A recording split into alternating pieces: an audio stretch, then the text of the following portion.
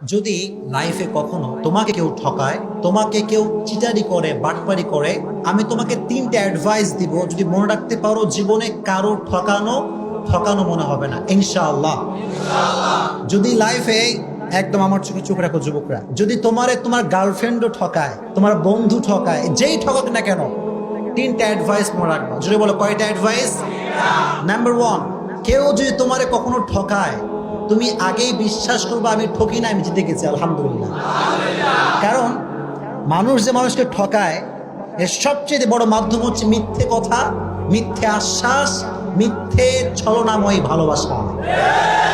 ছাকা খাইয়া যুবক বেকা হয়ে যায়, হ্যাঁ, দিন যৌবন কিচ্ছু আর ভালো লাগে না। তো এই যে মানুষ তোমাকে ছ্যাঁকা দেয়, কষ্ট দেয়, প্রতারণা করে, এটা মিথ্যের মাধ্যমে মানুষ বেশি করে। হাদিস শোনেন, একবার রাসূল করিম সাল্লাল্লাহু আলাইহি ওয়াসাল্লামকে একজন সাহাবী বলল, ইয়া রাসূলুল্লাহ, আপনার উম্মত কি জিনা করতে পারে? রাসূল বললেন যে হ্যাঁ, মিস্টেকলি করে ফেলতে পারে, এই গুনাহটা হয়ে যেতে পারে। ইয়া রাসূলুল্লাহ, আপনার উম্মত কি সুদ খেতে পারে? রাসূল বললেন হ্যাঁ, মিস্টেকলি খেতে পারে, ভুল করে গুনাহটা করতেও পারে। কিন্তু রাসূল বললেন দেখো, আমার উম্মত একটা গুনাহ কখনো করতে পারে না। একটা গুনাহ যদি কোনো উম্মত করে, সেই উম্মত আমার উম্মত থাকবে না। সেটা কি? যে উম্মত মিথ্যে বলবে, সে উম্মত আমার উম্মত হতে পারে না। ঠিক কিনা বলেন? তো যে আপনার সে বাটপারি করছে, সে নবীজির উম্মত থেকে বের হয়ে গিয়েছে। আর আপনি যদি ধৈর্য ধারণ করতে পারেন, আল্লাহর উপর তাওয়াক্কুল করতে পারেন, ইন্নামা ইউওয়াফাস সাবিরুনা আজরাহুম বিগাইরি হিসাব, যে ব্যক্তি সর্ব অবস্থায় ধৈর্য ধারণ করবে, কিয়ামতের কঠিন ময়দানে আল্লাহ তাআলা তাকে বলবেন তুমি দাঁড়াও। সব মজমা বসা, হঠাৎ করে আল্লাহ বলছে তোমরা কয়েকজন দাঁড়াও। তারা ভয় পেয়ে যাবে, আল্লাহ আমাদেরকে সবার মাঝে এক্সেপশনাল কেন তারা করাচ্ছে? আল্লাহ বলবে তোমরা যদি ধৈর্য ধারণ করেছো, আজকে বিনা হিসেবে জান্নাত চলে যাবে। এত আস্তে সুবহানাল্লাহ পড়ে কেন রে? আর একটু জোরে পড়েন সুবহানাল্লাহ। তাহলে কেউ আপনার ঠকাইলে আপনি ঠকছেন না জিতছেন? Number 1 advice. নাম্বার 2 অ্যাডভাইস হচ্ছে, যখনই ঠকবেন, কষ্ট পাবেন, আগেই পড়বেন আলহামদুলিল্লাহ। এত আস্তে কেন? জোরে পড়েন আলহামদুলিল্লাহ।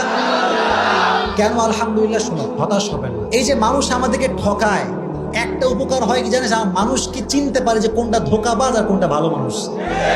এটা জীবনকে আরো সামনে এগিয়ে দেয়। এন্ড ইউ নো, जिंदगी में कभी कभी आगे बढ़ने के लिए एक कदम पीछे भी जाना पड़ता है। জীবনে কখনো কখনো সামনে আগাবার জন্য এক কদম পিছু পা ফেলতে হয়। ঠিক কিনা বলেন? মিজানুর রহমান আজহারি বলেছিল, আধারে ভয় পেও না, আলো আছে আড়ালে, অন্ধকার পালিয়ে যাবে তুমি উঠে দাঁড়ালে। আমিও সেই কণ্ঠে কণ্ঠ মিলিয়ে বলতে চাই, যুবক, ছ্যাঁকা খেয়ে বেকা হয়ে যাও না, শক্ত হয়ে দাঁড়াও, শপথ গ্রহণ করো, এস্টাবলিশ হয়ে দেখাও। আর যে মানুষ তোমাকে ধোঁকা দিচ্ছে, আগামীকাল সে আফসোস করতে করতে মরবে।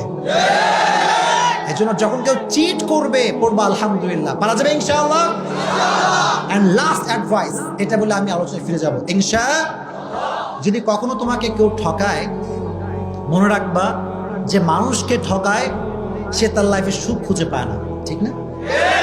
অনেকে বলে হুজুর, যে ঠকায় সে খুব ভালো থাকে, হুজুর বিন্দাস ঘুরে বেড়াচ্ছে, কোনো টেনশন নাই। আরে ভাই, he has N piece of mind, he has N piece of heart. মানুষকে যখন মানুষ কষ্ট দেয়, আল্লাহ তার মানুষের মনের যে প্রশান্তিটা কেড়ে ফেলে। এই জন্য যে আপনাকে কষ্ট দিচ্ছে, সে আসলে জিতে নাই, সে হেরে গেছে। জিতছে না হারছে? এই জন্য সবসময় যত দুঃখ আসুক, যত কষ্ট আসুক, সবসময় পড়বেন আলহামদুলিল্লাহ। কুমিল্লা মানুষের মরা কেন তুমি বুঝলাম না? পড়েন না আলহামদুলিল্লাহ। তুমি যদি বিশ্বাস এবং ভরসা আল্লাহর উপরে করতে পারো, অচিরেই তোমার রব তোমাকে এমন কিছু দিবে, তোমার জীবনের সমস্ত দুঃখ কষ্ট আল্লাহ তাআলা দূর করে দিবে। সুবহানাল্লাহ পড়ে।